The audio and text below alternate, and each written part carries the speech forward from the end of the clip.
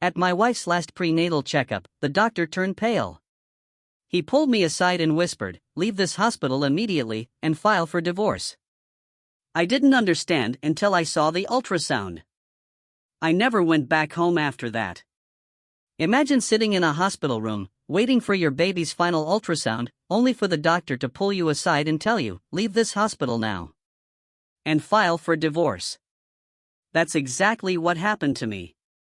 In that moment, my entire world shattered, revealing a betrayal so deep, it made everything I thought I knew about my marriage and family a complete, horrifying lie. You know, I'm Mark. 35, the oldest kid, the designated fixer of everything from Wi-Fi to warranties. I work nights, boilers that need sweet talkin', elevators that have Monday moods, alarms that freak out if a leaf blows past. And on weekends? I'm hunched over my kitchen table, fixing phones for cash. My apartment? It's above a bakery, so by 4:30 a.m., my whole place smells like sugar. My fridge used to have this sticky note, "Pay first, feel later." Most months, I actually did. My wife was Elena. She's 29. She could make a trip to the dentist sound like a Caribbean cruise. Her mom, Sandra, called her our sunlight. And yeah, Elena was bright. But if I ever asked, "What's the budget for that?" Sandra would just wave her hand and say, "Don't be small, Mark." And if Elena said, "I have a vision," everyone, and I mean everyone, would clap like it was a studio audience. We tried for a baby for 2 years. 2 long, heartbreaking years. I'd bring home my lab results in a plastic sleeve, neat and organized. Elena would show up with playlists and lavender oil. We took turns crying into ice cream, the kind of quiet, desperate tears you don't talk about. Then came the final prenatal checkup. A Thursday, 9:45 a.m., at a private hospital. Soft music, the works. Dr. Alvarez, he's usually this steady hands, bad jokes kind of guy. But that morning? He didn't joke. He just dimmed the lights, squeezed the cold gel, moved the wand. The gray blur on the screen slowly sharpened into a profile. A tiny heartbeat, beating like a frantic drum. Then, his hand just stilled. Not a pause, you know? It was that kind of stillness a mechanic gets when he hears a sound he just doesn't like. He glanced at me, his voice calm, but tight. "Mr. Turner, can I speak with you just outside for 1 minute?" Elena lifted her head, confused. "Is everything okay?" He just repeated, 1 minute, already standing. He closed the door softly behind us, like it was a seatbelt clicking shut. Then he looked me dead in the eye. "Leave this hospital now," he said. Just like that. And file for divorce. I think I actually laughed. You know, that dumb, disbelieving laugh your mouth makes when your brain is already catching fire. "What are you talking about?" I managed. "There isn't time to explain," he cut me off. "You'll understand when you see it. Do not sign anything today. Do not give a card. Do not accept a change in family coordinator. Call a lawyer." My head was spinning. "I don't understand any of this." He just opened the door, motioned me back in.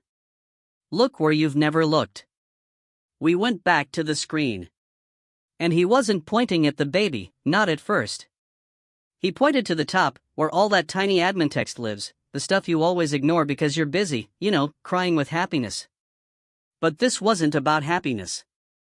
It was a cold, hard list, * St. Helen Women's Gestational Carrier Protocol, * patient Elena S. Turner GC, * intended parents Emma Santos plus Leo Santos, * spousal consent waiver e-sign Mark Turner, * pre-birth order hearing June 12 th, * guarantor Turner Mark, * family coordinator Sandra S. * escrow balance $82,500, * authorized my name. My actual name. In 2 places it absolutely should not have been. Next to people who weren't me. Elena just stared at the ceiling, like those words might just float away if she didn't hold them down with her eyes. My own voice sounded hollow, like it was coming from a different room. "What does GC mean?" "Gestational carrier," Dr. Alvarez said, his voice quiet, almost a whisper. Surrogate. He didn't look at me again. He didn't need to. The damage was done. The truth was out. 5 months ago, I was sleeping on a cot in the boiler room between rounds. 5 months ago, Elena said her cycle was weird and we shouldn't stress. 5 months ago, I'd asked who Leo was, because his name kept lighting up her phone. Oh, Emma's husband, she'd said. He's just helping with the legal template for the baby shower invites. The lies. Please step out while I finish, Dr. Alvarez said, gentle now, almost pitying. I heard myself mumble something about grabbing coffee. The hallway smelled like lemons. My phone buzzed twice, notifications for nursery furniture and a venue balance, reminders I'd set myself. And underneath them, an unread email from planner. Subject, update to guest list. The door behind me opened and closed. I heard laughter from another room. I looked back at that door, then at a billing sign on the wall. I didn't go back in. I didn't go home. I just walked outside and called a lawyer whose number I had saved under Priya. You know, for emergencies. If my life ever explodes, I said, say it slow. And I said it. Every agonizing detail. She told me where to start. It wasn't a hug. It was a map. People, they think disasters are these huge explosions. But most of them? They're just leaks. You only realize you're completely underwater when the bill finally floats to the surface. And if you rewound my story, you wouldn't land in that hospital room. You'd land on our couch, with my laptop open, and me just being useful. At 22, I put my mom's electric bill in my name, just for now. We never switched it back. At 27, I added Sandra's streaming services to my card, just this month. That month? It lasted until she decided to retire. At 30, I made a spreadsheet called Family, mostly as a joke, so I wouldn't scream. It had columns, date, who, what, amount, note. It became a ledger, a diary that didn't lie. Lines like, Sandra, water, $31. Elena, phone, $68. Sandra, groceries, bridge, $57. Elena, urgent therapy, $120, receipt Friday. Note, Friday equals never. No receipt. When we started trying for a baby, the money asked shifted. From petty cash to, well, pretty significant. Can you put down the refundable deposit for the birth center? It's only $2,000. Can you pay the doula retainer? She's amazing. Can we use your benefits card for acupuncture? Insurance might reimburse. It's all part of the journey. Then Sandra slid in, clipboard smile and all. Emma and Leo have been through so much, she cooed, her voice dipped in sugar. Emma, that's Elena's younger sister.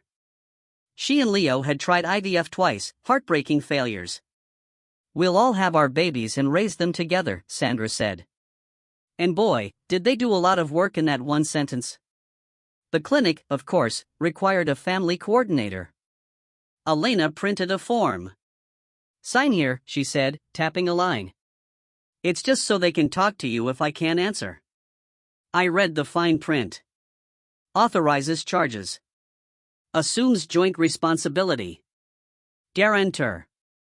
My gut twisted. I can't sign this today, I told her. I need to read it. You're exhausting.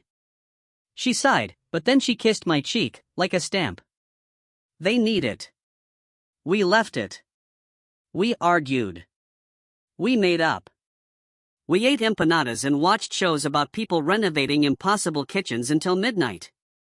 A week later, Elena waved from the hallway, her keys jangling like confetti. Good news, she chirped. There's a support program. We don't need your signature. They just need your ID to attach to my file to keep the rate low. Why my ID? I asked, confused. Because I'm married, she said. It's just optics. I handed over a photo of my driver's license. Because even people who read fine print, like me, still want to believe they're being helpful. Dr. Alvarez had said both our labs looked good, made a joke about jelly. We smiled and kept waiting. Then came the strange, small things that only made sense backwards. AITA nesting at Emma's place more than ours, because their light is better for photos. Packages of diapers going to Emma's to store for later. A copy of a lease AITA asked me to skim and sign as a witness. Except my name was on the guarantor line, and the tenant was Emma, for a short-term rental near the hospital for postpartum help. I didn't sign that one. We fought, big. Slept back to back. Didn't talk about it. Leo's friend Ryan's name started showing up. He's good with forms, Leo said. Yeah, he wasn't doing typography. He was walking around with a scanner app and a smug confidence. Sandra started saying the household when she meant me. The household will cover the birth photographer deposit. The household will put the stroller on a card to get points. The household kept being my pocket. That email from the planner, update to guest list. It removed my seat from a blessing brunch but kept me on the vendor chain for ease. The message from the birth center asked the family coordinator to confirm the surname of the intended parents for the bracelet printer. The name wasn't Turner. I typed back, furious, what is this? The reply? We can only speak to the coordinator. AITA called after that. She said I was making everything about money and control. I told her she was making everything about magic. She cried. I apologized, because that's what I always did. I asked for receipts. She said the vibe was bad. Then came a PDF. Titled, Consent-Assisted Reproduction Partner Donor Intended Parents. AITA forwarded a single page with a sticky note, fill what you need to fill. My app is glitching. My lines were blank. The box for donor embryos was checked. And the signature at the bottom? It looked like my name had been written by someone left-handed, in a moving car, going over speed bumps. I didn't sign. We didn't speak about it. We set a reminder for that final checkup and drove there, listening to a podcast about a guy who built a canoe in his garage. I remember thinking, how nice it must be, to have would tell you the truth. Then the ultrasound. Then GC. Then intended parents Emma plus Leo. Then spousal consent waiver e-signed Mark Turner. Then guarantor Turner Mark. Then family coordinator Sandra. Then escrow balance $82,500. I swear, I could smell toner. I walked out and called Priya. She didn't miss a beat. She said the words, misused signature. Withdraw authorization. Pre-birth order. Court. Paper. Don't argue. Don't go home. I sat on a bench, feeling completely numb. A newborn cried in an elevator. Someone's grandmother laughed 2 floors down. My phone buzzed. A notification. Emma added you to a shared album, Our Miracle. The cover? A sonogram photo with a bow filter. I left the album. I left the building. Sandra, of course, demanded a family dinner. She set the table with the good plates and that smile she uses when she's about to pick a villain. Let's be civil, she said, placing bread like a priest offering communion. I put a folder on the table. I didn't bring rage. Rage makes you pay twice. Emma looked radiant, but scared. Leo had the slick confidence of a man with a spreadsheet he didn't write. AITA just stared at the bread. Before anyone toasts, I said, my voice steady, I'm going to say 3 sentences and ask 2 questions. Sandra sighed, dramatically. Must you always, Mark? Sentence 1, I continued, ignoring her. I saw the ultrasound banner. It says gestational carrier. It lists intended parents Emma plus Leo. It shows spousal consent waiver e-signed Mark Turner. It shows a court date for the pre-birth order. AITA closed her eyes. Emma's hand flew to her mouth. Leo's jaw set like a door jamb. Sandra just lifted her chin, defiant. Sentence 2, I went on, my voice gaining a quiet power. I didn't sign any waiver. I didn't authorize any escrow. I didn't agree to carry debt for a child who isn't legally mine. And I didn't agree to be erased from a birth my body didn't help make, while simultaneously paying for the staging. Leo started, now let's not. Sentence 3, I cut him off, my gaze fixed on Elena. I'm withdrawing authorization from all of it. Effective now. Sandra slammed her palm on the table. You won't abandon your wife in her third trimester. I'm not abandoning anyone, I said, looking right at her. I am refusing to be a sponsor to a story that labels me household until the photographs start. Elena whispered, I was going to tell you when. I asked her, holding her gaze. At the hospital, when they handed your sister the baby and me a receipt? Emma spoke then, her voice small but clear. It started as an idea. I can't carry. You two were so good with your money. Mom said it could be ours. All of us. We'd raise the baby together. Then the clinic needs moved fast. The pre-birth order. They said it's just paper.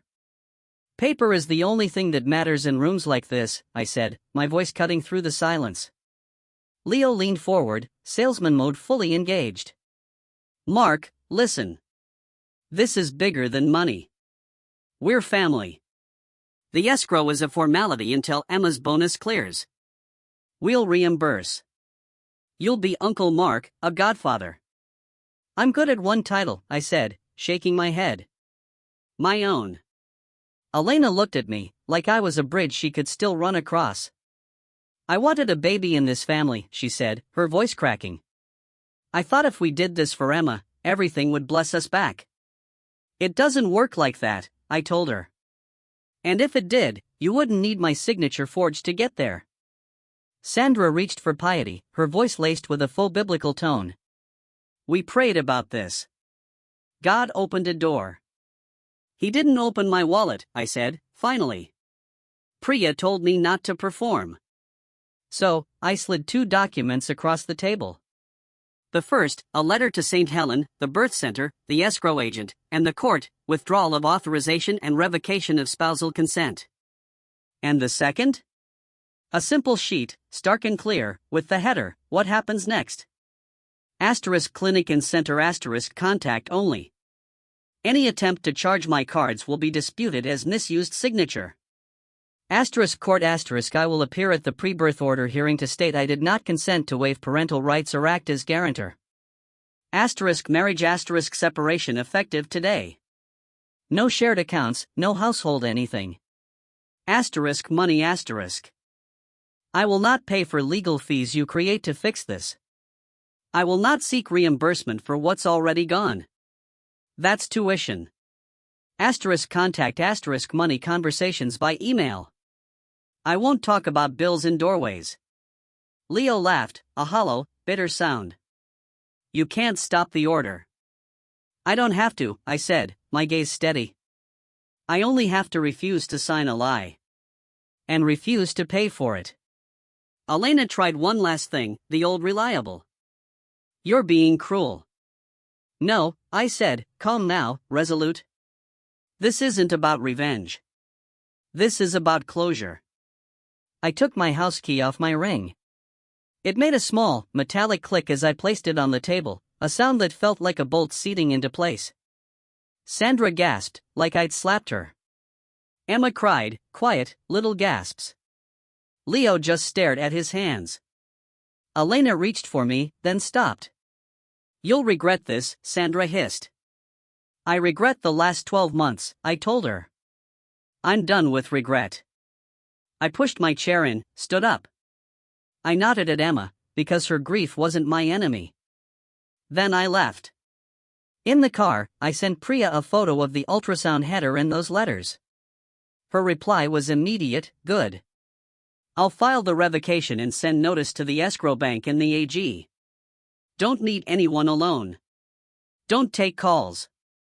Email only. I drove to my friend Dave's spare room. It smelled like cedar and, blessedly, sleep. He didn't ask questions. He just handed me a blanket and said, "You want tea, or quiet?" I said, "Quiet." He turned the hall light off, like a silent prayer. Morning made the drama look smaller. That's what sleep does, when you actually sleep. My phone was a slot machine of messages. Asterisk Elena, 703, please talk to me. Asterisk Elena, 704, I panicked. Asterisk Sandra, 711, you were cruel. Asterisk Sandra, 712, you embarrassed us. Asterisk Sandra, 713, we'll tell everyone who you are. Asterisk Emma, 730, I'm sorry. Asterisk Leo, 802, be a man. Let's fix this. Asterisk Clinic Billing, 917, Family Coordinator attempted to add card ending 2451. Denied per revocation. I replied to two people. Priya and Emma. Asterisk to Priya asterisk filed. Court stamped receipt of revocation. Clinic acknowledged. Escrow frozen pending identity verification. If they forged your e-signature, we'll hand it to the DA. Asterisk to Emma asterisk thank you. I'm sorry I let it get here. And then, I hope you get the family you want without stealing someone else's name to do it. Sandra tried a new angle. She showed up at Dave's building, buzzing every apartment because she didn't know his number. Dave texted me, you want me to say you're not here? I texted back, just don't open. She left a bag of oranges and a note that said, don't be bitter. I ate an orange, because fruit is fruit. I threw away the note, because messages are messages. I did my admin froze my credit at all 3 bureaus. Set a passphrase with a piece of my dad's old license plate. Changed bank passwords. Pulled my cards off Sandra's Instacart, Elena's Amazon, some meditation app, and, hilariously, a dog walking service. I closed an old credit card I'd let Elena use for the points. I called the utility companies and moved anything with my name back to me alone, or off me entirely. 20 minutes of hold music. 1 minute of saying, I'm not the occupant. A click you feel behind your eyes. Dante, the birth center event guy, emailed me, completely neutral, with your authorization revoked, we changed all balances to new payer. Florals and photographer scaled. Staff instructed to ignore family coordinator requests. Wishing you peace. I typed back, thanks for staying professional. Not your war. At lunch, my boss, who's seen a thing or two, asked, you good? The way men ask when they're offering a wrench, not a hug. Getting there, I said. He just nodded and handed me a work order. 2 weeks later, Elena emailed, not texted. I'm ashamed, she wrote. We thought we could control this. Mom kept saying it was family. I let it be bigger than us. I don't know how to undo it. I'm scared. I wrote back, I'm not going to humiliate you. I'm also not going to fund you. If you need groceries today, I'll send groceries. If you need cash, no. Paternity isn't relevant. You're a gestational carrier. Tell the truth at the hearing. After that, we separate clean. She asked for groceries. I sent a delivery, lasagna, fruit, milk, bread, diapers. Because a baby was coming, regardless of contracts. She wrote back, thank you. Sometimes kindness is not a door, it's a handoff. The pre-birth order hearing was exactly what Priya said it would be. 10 minutes, a docket line, a judge who clearly hated surprises. Leo and Emma sat together, looking tense. Sandra squeezed Elena's shoulder like a coach, trying to will her to win. Priya stood next to me, professional and warm. Mr. Turner, the judge said, reading off a paper. You are listed as having waived parental rights. I did not consent, I stated clearly. I didn't sign any waiver. My e-signature was used without authorization. I revoke any purported consent. I am not a party to this surrogacy. I withdraw as guarantor for any medical expenses. My attorney has filed the revocation and the official report. The judge stared at Sandra. Counsel for the opposing side, hired in a hurry and still smelling like toner, asked for a continuance.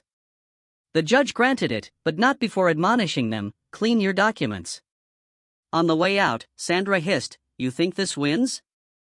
Priya, ever calm, just said, "It keeps him out of something he didn't join." The birth came 2 weeks later. Early morning. Elena texted, "It's time," and then, a minute later, "Never mind. I'm sorry." I sat in the boiler room with a paper cup of coffee, watching the pressure gauges settle. I reminded myself of the rules I'd taped inside Dave's pantry door, with blue painter's tape, *I don't send money I can't afford never to see again. *Family is not a coupon code for my legal name.